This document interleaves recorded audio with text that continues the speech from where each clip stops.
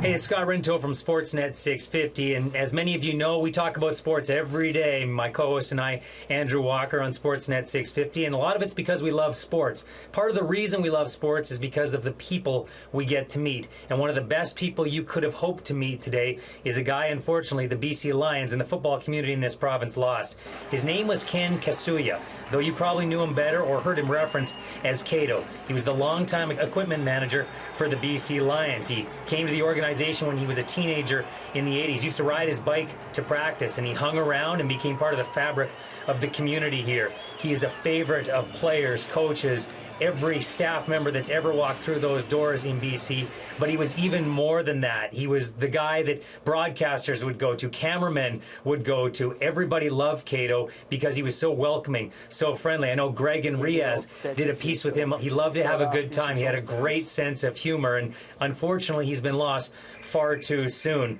There were so many things about Kato that not everybody got to see. Everybody associates him with the BC Lions, but I can remember as a young football player in the 90s, we knew of Kato when I was a university football player, and high school players knew of him too. He was so generous. If he found out that there was a player who couldn't afford gloves or cleats, or he couldn't find the size at the store because some people were just too big for high school or university equipment, Kato would find a way of getting that equipment to those players, and there was never any cost. He just did it out of the goodness of his heart. He was a fixture in the stands out at UBC, SFU, high school football games as well, and as mentioned, he was just such a fabric of this community, he'll be lost. I think the one other thing that I have to get across is how humble Kato Kasuya was.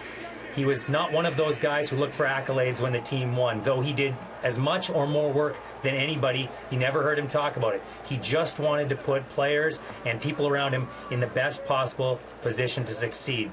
He was as humble as they come. He was as kind and generous as they come, and he'll be sorely missed. The BC Lions have their Orange Helmet Award dinner tomorrow night.